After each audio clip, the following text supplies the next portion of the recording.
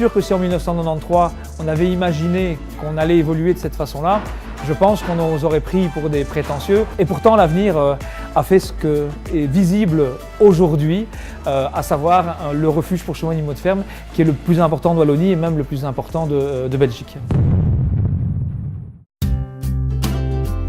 Au départ, le projet il est vraiment lié à l'accueil des chevaux. Et à cette époque-là, l'association disposait de peu de moyens et on est tombé sur cette vieille ferme à Mélin-l'Évêque. Et bien sûr, elle n'était pas très jolie, elle n'était pas très grande, mais on sentait le potentiel. Et elle correspondait surtout à notre budget.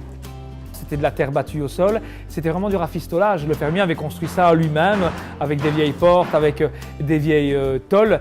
D'ailleurs, cet emplacement existe toujours, il y a toujours un bâtiment qui existe à cet endroit-là de la même dimension, mais évidemment ça n'a forcément plus rien à voir puisque tout a été reconstruit à l'identique, mais si ce n'est évidemment avec des matériaux neufs. Les premières années ici, c'était quand même un peu, pas exagéré, mais c'était quand même un petit peu la misère parce que les moyens étaient assez faibles, donc on n'avait pas beaucoup de sous pour aménager ces premiers vieux bâtiments, donc on avait aussi quand même que quelques chevaux. Après il y a eu également quelques chèvres qui sont arrivées, mais c'était un tout petit refuge. Franchement, on ne s'imaginait pas que 25 ans plus tard, elle serait devenue ce que le refuge est devenu évidemment aujourd'hui. L'association Animaux en péril. Gaïa et Animaux en péril. Gaïa et Animaux en péril, les défenseurs des animaux. C'est encore un triste spectacle auquel ont assisté les membres d'Animaux en péril. 17 chevaux ont été sauvés d'une mort certaine. Il avait laissé mourir des chevaux et des moutons dans une prairie en 2011.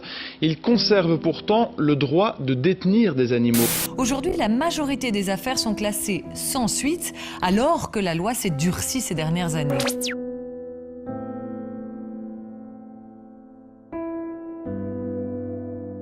Au niveau des actions en faveur des chevaux et des animaux de ferme, je dirais que dans un premier temps, l'action sur le terrain pour faire changer les choses, faire évoluer les pratiques. Avec nos amis de Gaïa, on a réussi à faire abolir le marché aux chevaux de Molenbeek. Alors, ce n'est pas anecdotique, il faut savoir que plus de 200 chevaux étaient vendus chaque semaine sur ce marché-là, et c'est un marché qui existait depuis plus de 100 ans. En fait, par des actions communes qu'on a menées sur ce marché même, des actions qui étaient parfois très dures, toujours non violentes bien sûr. Nous, on recevait parfois des coups, mais le fait de prendre la place des chevaux sur la place publique, d'envahir le bureau du bourgmestre et ce genre de choses, on a fini par obtenir gain de cause, on les a fait craquer en quelque sorte. Gaïa est devenu très fort dans son lobby, que ce soit politique, économique, et nous, on est devenu aussi fort dans notre champ d'action pour les sauvetages des animaux. Un sauvetage qui vraiment m'a beaucoup ému, c'est le cheval Xérès, qui est un jeune frison, qui a été saisi avec d'autres frisons dans un élevage qui était clairement, si tu me permets l'expression, mais tout pourri. Et sur les quelques frisons qui ont été saisis, il y en avait un jeune qui était couché dans son box, couché tout plat, il ne savait plus d'où se lever, il était clairement en train de mourir. Et la question s'est posée lors de l'intervention, est-ce qu'il vaut mieux l'euthanasier sur place ou est-ce qu'il faut essayer quand même de le sauver? On s'est dit, comme il est jeune, on peut essayer. On l'a ramené ici en position couchée, donc on a dû le soulever évidemment pour le charger dans le van avec des sangles, etc. On est équipé. Et puis quand il est arrivé ici avec le vétérinaire, moi je me souviens, on s'est regardé. On s'est dit, c'est fini, quoi. Demain il est mort. Mais ce qu'il a sauvé, c'est notre équipement. On a des systèmes en fait de palans avec des corsets qui permettent de maintenir les chevaux en position debout. Parce qu'un cheval qui reste couché en 24 heures, il est mort parce que son transit intestinal ne fonctionne pas et il a du mal à uriner.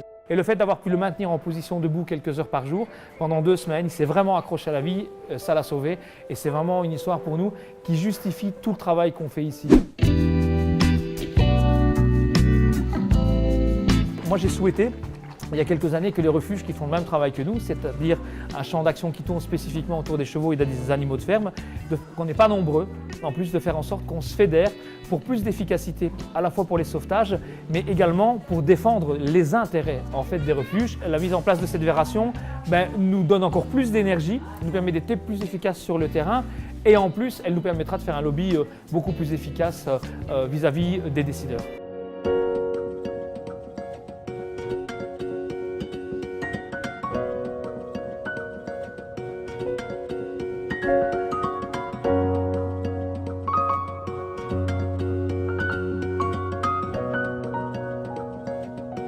C'est impressionnant de voir aussi nombreux, on n'a jamais eu autant de bénévoles, mais heureusement parce qu'on n'a jamais eu autant d'invités non plus.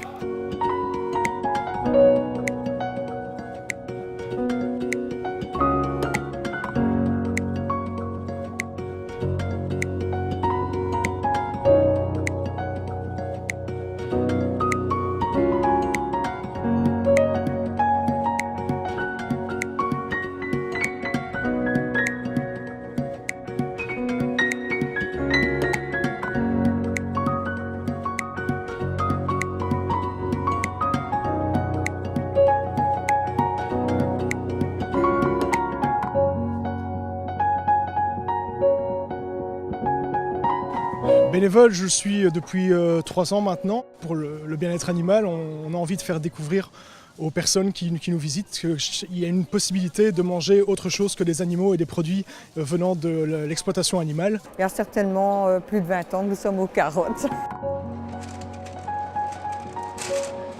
On coupe les carottes en morceaux, on fait aussi des carottes râpées. Quand les gens arrivent, ils nous achètent ces carottes pour distribuer. On essaye de suivre la cadence. En général, on reçoit de l'aide pour avoir du stock pour quand les gens arrivent. Ils viennent pour une bonne cause, donc ils sont patients.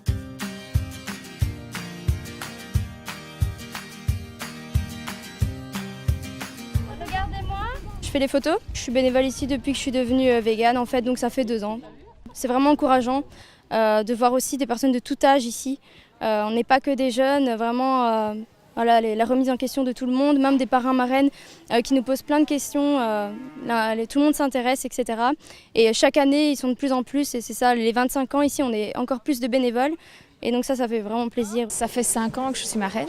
J'ai toujours rêvé d'avoir des chevaux, mais malheureusement financièrement je ne peux pas. Donc autant pouvoir aider des pauvres malheureux qui ont été maltraités et essayer de mettre fin à tout ça. Les dernières années, il y a beaucoup de choses qui se sont mises en place, donc franchement, chapeau, et je pense qu'à force, on va aller loin. Et 25 ans, faut s'accrocher. Il n'y a pas autant d'associations qui peuvent dire qu'ils en sont là, quoi. Donc c'est génial. Je pense que la première fois que je suis allé chez Animaux en Péril, je devais avoir 7 ou 8 ans avec mes parents. Et donc, au début, c'est vrai qu'on ne voit pas les choses de la même manière. On voit juste les choses en étant monsieur et madame tout le monde, en étant extérieur, en voyant juste un refuge pour animaux. Mais c'est vrai que quand on voit leur travail au quotidien et pour toutes les petites choses qu'ils font, je pense que ça vaut quand même la peine. Et j'espère que ça continuera à progresser et à valoir encore la peine au quotidien. D'un côté, je trouve ça très bien parce que bon, ils continuent à survivre malgré tout. Mais je trouve que d'un côté, c'est dommage parce que ça veut dire qu'il y a encore des animaux maltraités et que ça devrait arrêter. Mon plus grand souhait, c'est de pouvoir s'agrandir encore et encore et de pouvoir absorber toujours plus d'animaux maltraités. Alors ça sera la réalité sans doute si ça se passe, je veux dire, si l'évolution est cohérente dans l'association.